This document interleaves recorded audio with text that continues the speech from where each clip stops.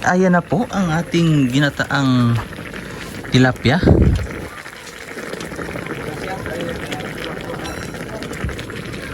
Ayan, kumulo na po siya. Tapos may at least po may kaunti siyang may gulay siyang sahog. Ayan, mahirap din po kasi dito ang malunggay. Kahapon po naghanap kami ng malunggay. Hindi kasi uso sa kanila dito malunggay.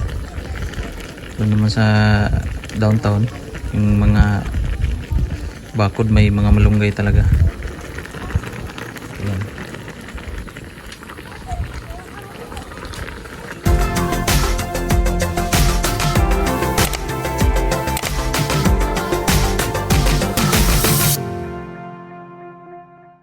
Hello po, magandang araw po sa inyong lahat mga kababayan.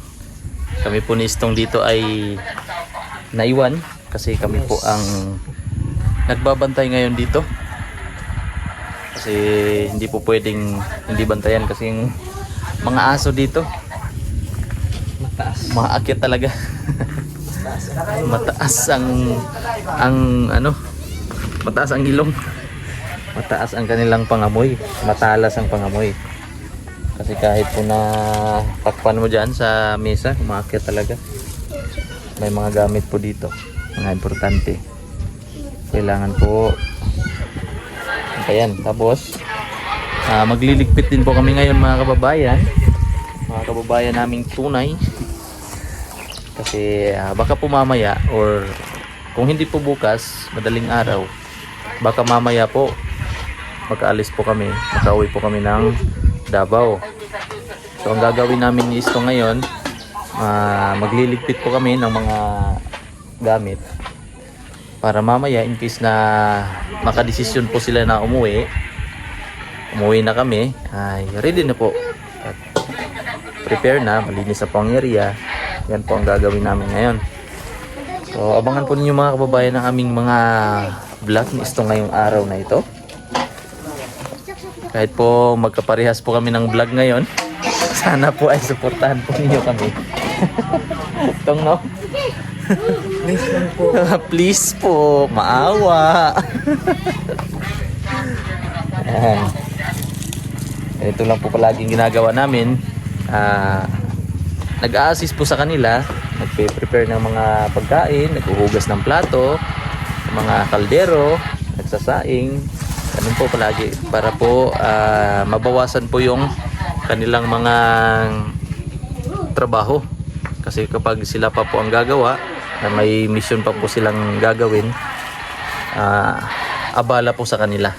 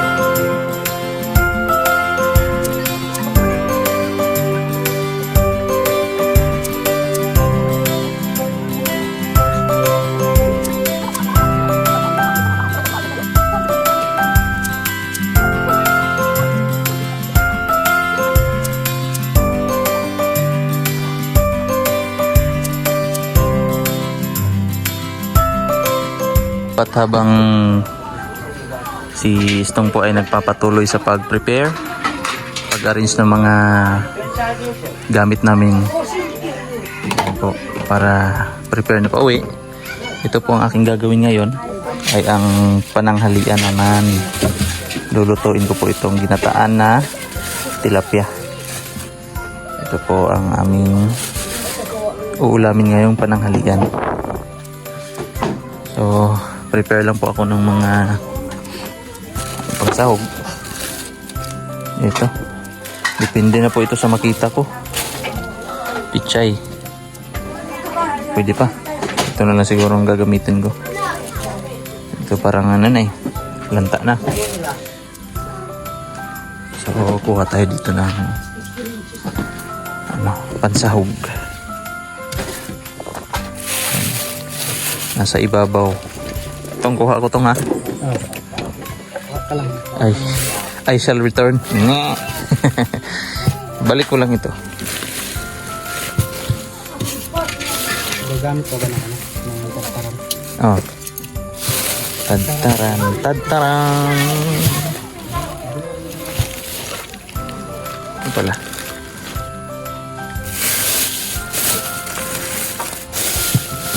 So depende na lang po ito sa makita ko mga kababayan. Pagpasensyahan niyo na ang aking gagawin ngayon. Kasi hindi po talaga ako kusinero. Hindi po talaga ako expert. Isang kukumama siguro, isa lang. Tapos ano pa? Sibuyas.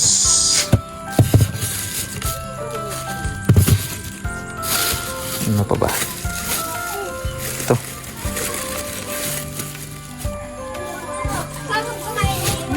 Tapos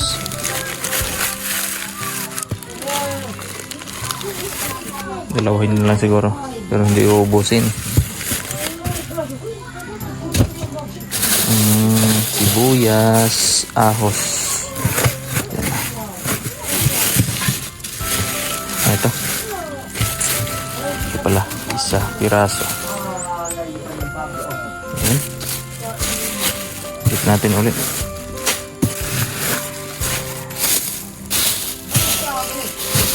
Ayan. Ayan. Pwede siguro lagyan ng talong. Pwede ba tong? Lagyan natin ng talong. Hindi mo alam. Hindi mo na subukan. Kasi sayang yung mga ano eh. Kamatis na lang. Ay ano, kamatis. Atsal. Para may kulay-kulay konti. Bigyan ng kulay ang mundo. Tapos balik uli para hindi magalit si Stone. Huwag kayong maingay dito sa tabi ko. Baka marinig niya.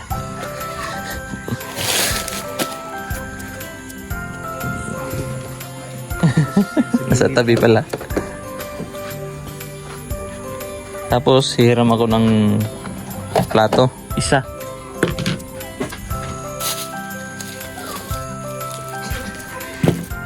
Yan. Pwede na po yan. Yan, balik natin. Tapos ito. Ayan, ang ating sangkap ngayon.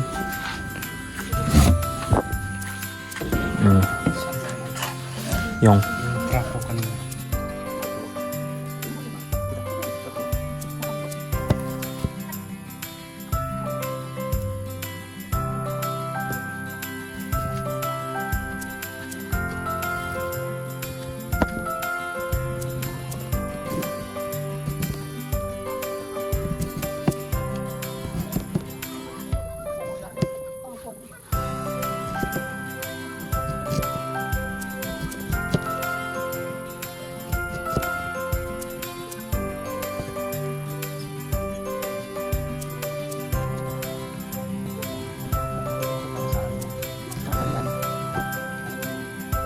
Pocam. Alam mo yung pocam? Pocam. Basta ginataan ko. Tilapia.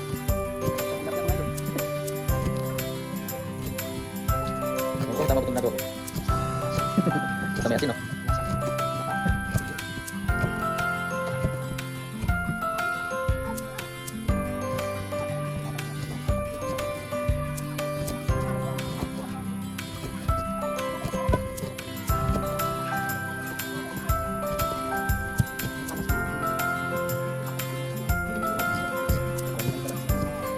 Bahag lang.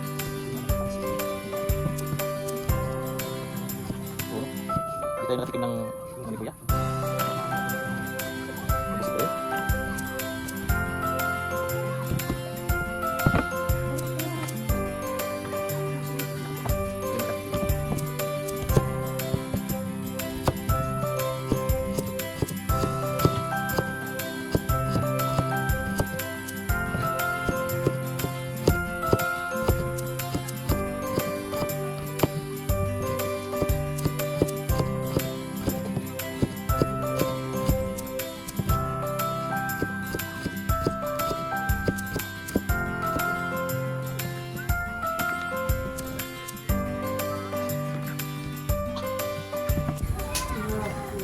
Ayan po mga kababayan, nasalang ko na po itong ating kawali.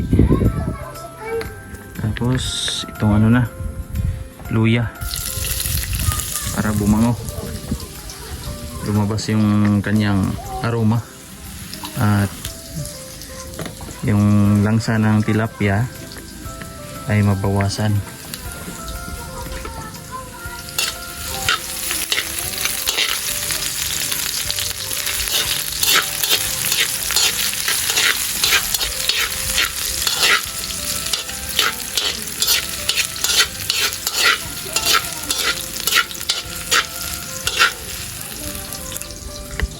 Tapos itong ahos,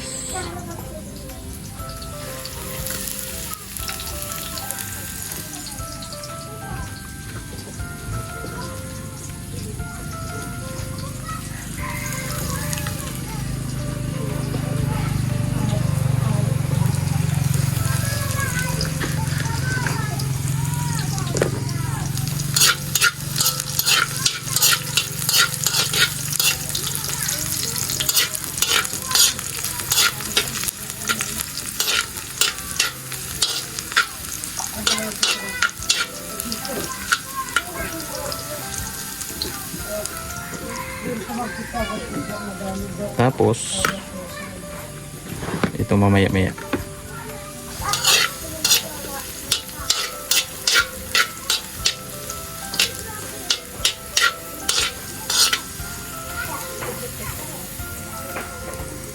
Para mabango din po, may luya.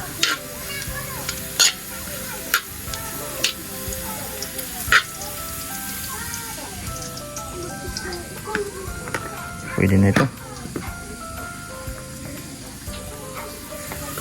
Yan.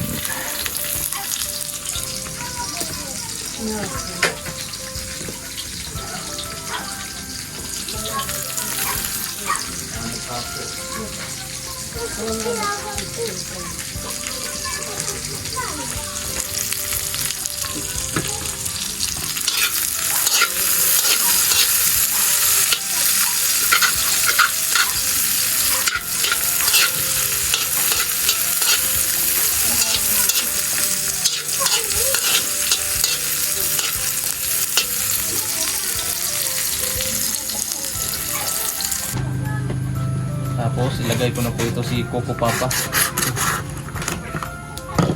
2 pirasong Coco Papa para mas mas espiso. Tawag dyan. Maaliwalas. Malapot na.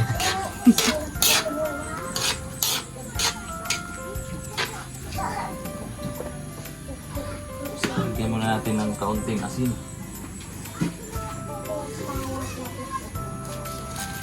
Konti lang para lumasa. Lasang asin. Para lumasa ang asin. Ano yun? May hindi inasahang Hindi inasahang pangyayari. Ito pala.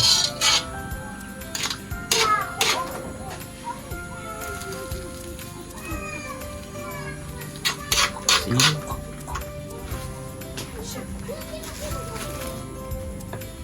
Tapos magic na sarap.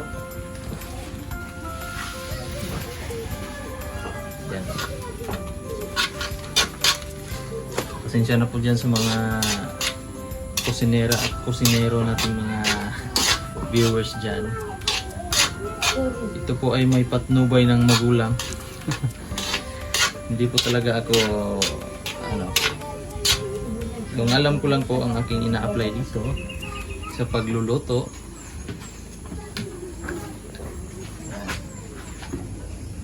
Tapos itong ating fish. isda. Yan, kumulo na. Lagay natin ating fish da. Sobrang ating fish da.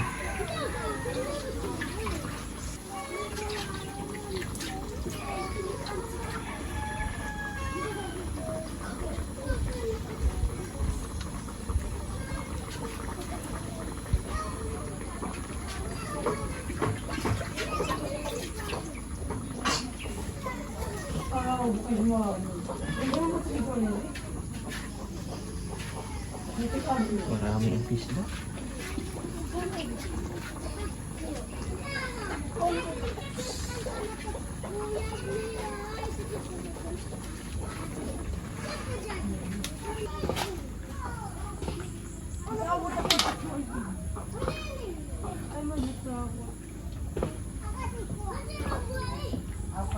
Ayan po mga kababayan, at hihintayin na lang po natin itong kumulo.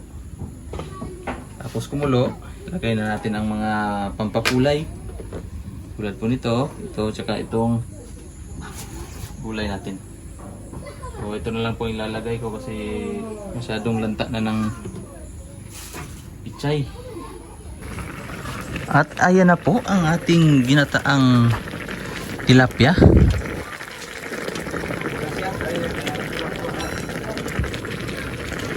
Kumulo na po siya. Tapos may at least po may kaunti siyang may gulay siyang sahog. Yan, mahirap din po kasi dito ang malunggay. Kahapon po naghanap kami ng malunggay. Hindi kasi uso sa kanila dito malunggay. Doon naman sa downtown yung mga bakod may mga malunggay talaga. Ayan.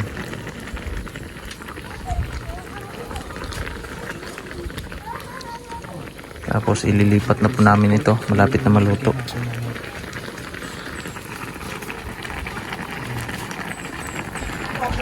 Luto na po siya mga kababayan. Ililipat ko na lang po ito sa ibang lagayan para mahugasan na po ito. Kasya kaya. Ito na lang malaki. Dito ko na lang siya ililipat para masama na po yan sa paghugas.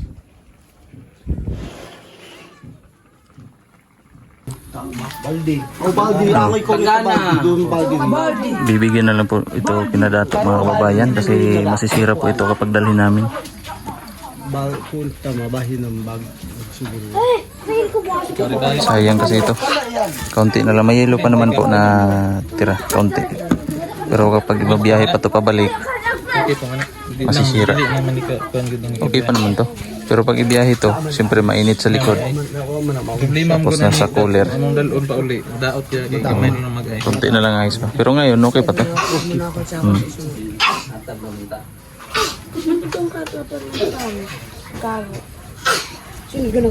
Baldi, ro na liang. Hanggang tanong ang kali. Pati itong Day? Ito. Gulay? Tsaka bigas. Bugas dat. Mga bugas dat oh. Karadas oh. Napay gulay dat. Bugas. At tsaka mga gulay. May mga sobrang toyo. Siya yan ang angin na sa August. Tahakwar, siguro tahakwaran. Yan po, ready na po kami. Sabok nung.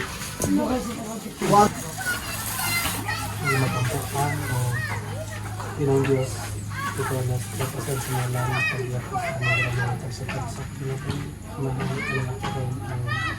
ang pagkaroon ko rin ng pagsaluhan. Lagi ito magkakamalangan sa mga pagsaksakang sa kalang iwan mo sa mga pagbiyahe karoon ko. Lagi ito magagahay ito magkakastiksyon sa mga sakyan. Pinong Diyos, na ang makadugan kami kakastos kami sa lahat ko sa katapusan pinagtanong ko yung pagyan. Amen. Sige, piw-piw. Kain na na. Toyo. Sarap. Sarap. Sarap. Piu piu wiu wiu. Wiwiw. Five-star ba? 5-star hotel.